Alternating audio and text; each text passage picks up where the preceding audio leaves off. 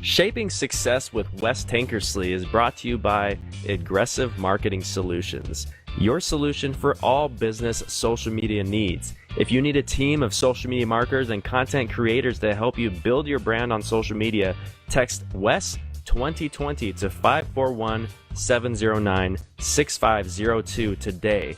Get started building your brand on social media. Success is defined differently by every individual. Some have never even considered what it is. I hope when I get older I'll be successful. What does that even mean? Money? Cars? Big house? On this show, we strive to look at it a little deeper, learning from successful individuals on what they believe success really is and how to obtain it. Everybody, enjoy the show. This is Shaping Success with Wes Tankersley.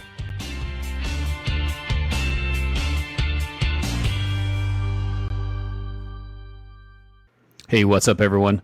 This is Shaping Success with Wes Tankersley. Today we are going to go a little bit backwards and do a little bonus coverage on Big J's episode with Shaping Success. So I didn't do an episode last week because in the season of the situation that I'm going through right now with work, my day job, which is something that pays the bills, I've been very, very busy. I've had a hard time keeping up with all my extracurricular activities, which is kind of what this is considered at this point right now as an extracurricular activity. But the reason that is because I know that this is something that I want to do. I want to help bring value to other people's lives, and that's what I'm doing.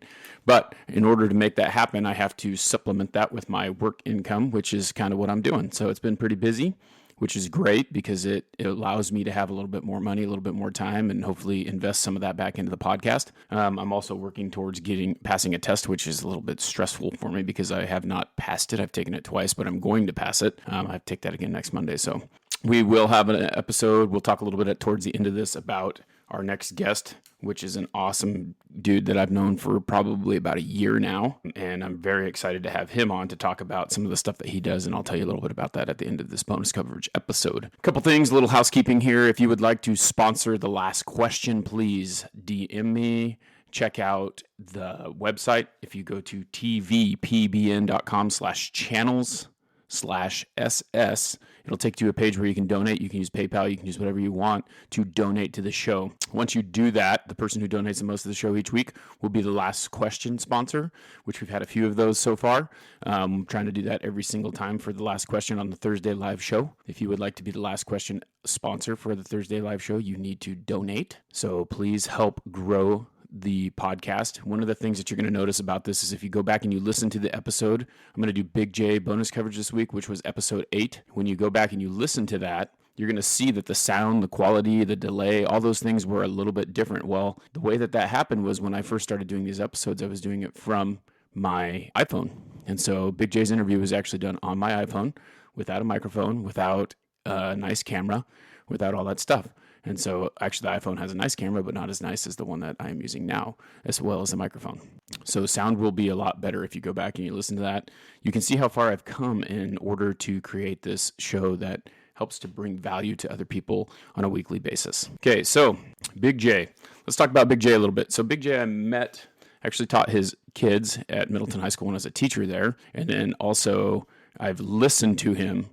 I'm 39 years old, and I listened to him since the very beginning when he was on the X. And it started out in this funny situation where he was just this guy that would call in, and he talked about that in the interview a little bit, how he was working at his job, and he'd call in, and he'd just kind of be some comic relief. And the guys, Bill and Doug, who were running the morning show at the time, would just take his call and listen to him and kind of hear him out and let him do his thing, which turned into something else. You know what you need to think about with that is that this is where his story started and how he created all the success and the things that he did. And it was kind of funny how he did it because it started out by just calling in. And when he started calling in, he started to get noticed and he started to do things and he started to realize some situations. But before that, he was working towards becoming a poli-sci major. And he talked about that a little bit in the interview, but he wasn't quite sure that that's really what he wanted. And so he decided that he was going to try and pursue something different. But what he did was he started looking around and figuring things out. And what he did was he ended up calling in. And then next thing you know, the guy said, hey, you kind of got a good voice, good sound, good things like that. Would you think about coming in and sitting down and doing the sports on a Monday to recap kind of what went on the weekend? And Jay was like, well, yeah, let's see. And he went in and he checked it out and realized that, hey, maybe this is something that I want to do. It started out from calling into from a rental car at his day job and being in there and and doing the sports on Monday. And it was funny because when I was a kid, when I was listening to that stuff in high school, and Bill and Doug are funny anyway, and you're listening to their whole situation, next thing you know, this guy calls in and he's got this, he doesn't do this voice as much anymore. But when you hear him on the radio and he gets like kind of mad or like just kind of goes on this rant, he's got this high pitched voice that you're just like, the first time I heard it, I was like, holy smokes, who is this guy? This is crazy.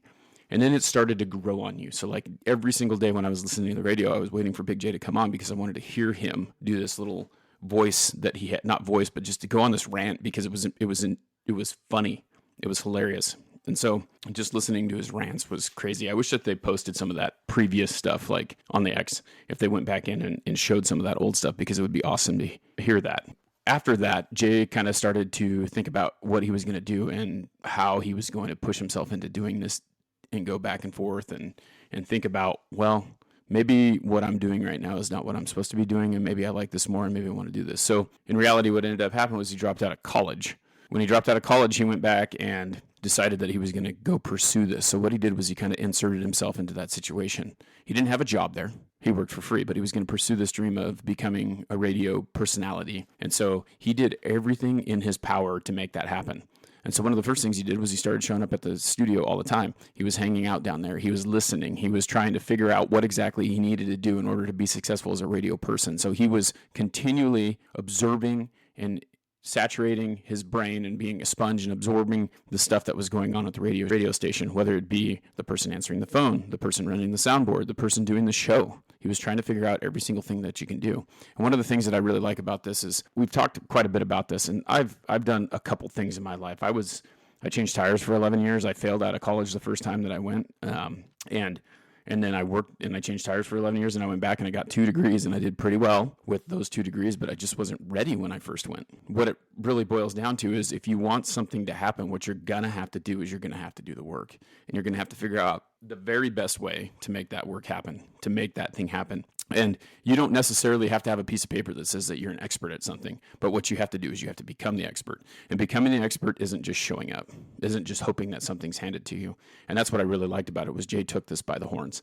Jay went in there and he did everything possible. And after a while, they noticed what he was doing. They really liked what they were doing, and they figured out a way to involve him and pay him to do part of his job. So it started out as a part-time job. He was able to get in there by showing that he had interest, by working hard, and by helping out. Sometimes you have to do that. Sometimes you have to be willing to do the extra work, even though you don't get paid for it, even though it's not something that you really want to do in order to get what you really want. So you have to get past that. You have to do the dirty work to get to the prize.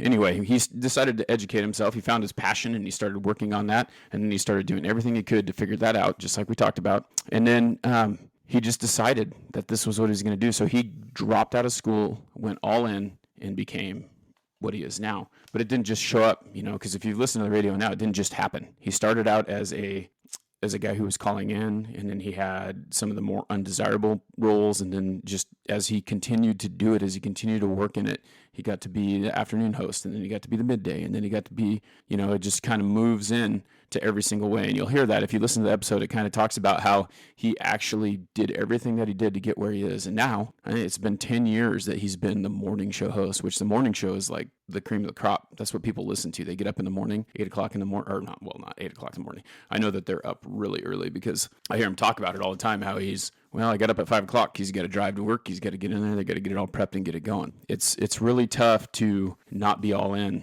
at that point, but they've done it for a very long time now. They've been very successful, and I don't see it going anywhere. I just see it getting better. They've gone through a couple different hosts throughout the years, and one of the mainstays that has always been there is Big J, and that's because he is willing to do more and work harder and do the things that other people aren't willing to do because he's made himself invaluable. And that was something that he talked about. You want a raise, you want to have a good job, you want to be part of the whole process, the whole situation. You need to be willing to work hard. You need to figure out everything that there is to do. And when something happens, like he talked about the recession back in 2012, I think is when it was. He talked about that. It might have been sooner than that. I'm dating myself. I'll figure that out, or later than that. But anyway, during the previous recession, when the economy was down, they talked about possibly having to let him go. But what they realized was that he was invaluable because he learned how to do so many different things, and they could let someone else go who didn't know how to do that didn't know how to run the soundboard, didn't know how to mix music, didn't know how to do all those things. And they were able to say, hey, listen, we can use you here, here, and here. You might have to do a few things that you don't want to do, but you can keep the job, and you're able to keep working. Making yourself invaluable, learning every part of the process, everything that you can do. And that's something that I try to do in my job. I try to make sure that I know every process that it takes, know how every product works, know how to sell everything, know how to install things, know how to do those things. Now, do I need to work on it more? Heck yeah, but you got to find time.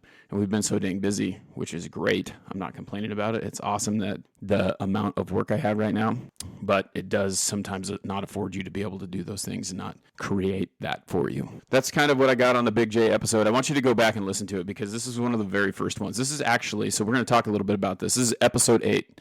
And a lot of you know for a long time I was trying to get Hunter Pence to be on episode 8, and it just kind of didn't pan out. And I haven't stopped reaching that goal. I'm just working on honing my skills. And so what you'll see when you see the interview with Big J versus if you go back and you listen to the most current episode that I did with Jay Finning, you'll see a difference. You'll see a difference in sound. You'll see a difference in the style of interview. You'll see a difference in me saying and like and awesome. Those are all things that I say a lot, and I try not to. I still say them. But now, like with this bonus coverage episode, I can go in and I can edit the stuff out that I need to. It sounds better. It sounds clearer. I'm learning how to have a little bit better mic discipline. But these are all things that Jay did. These are all things that becoming an expert in your field and what you're trying to do, you have to be willing to do the work.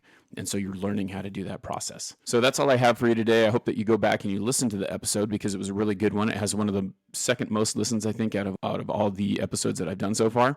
It was a really good interview, other than the little bit of delay, which we've since fixed with the Wi-Fi connection, and learning how to create a better quality sounding show. But I really think that it's important that you go back and listen to it to understand where I started, where I am now, and how I'm hoping to help people find a way to shape their success at a better way. Trying to give people those options to figure out that just because they're stuck somewhere right now doesn't mean that they have to be stuck there. They just might have to work a little bit harder to make that happen. If you see value in this, please do me a favor. Please like, share, and review this podcast on Apple Podcasts or anywhere you listen to. Subscribe. Help me to get the word out. If you have a question, DM me. If you think that there's something that I can improve on, I'm always open to criticism. People look at criticism as a negative thing, and if you've listened to some of my episodes, I talk about how criticism isn't negative. Criticism is just how you can improve something, whether it's good or positive. There's positive criticism and negative criticism. It doesn't really matter, but being willing to accept that and hopefully improve on what you're trying to do. If you'd like to sponsor the last question, please go to tvpbn.com/channels/SS.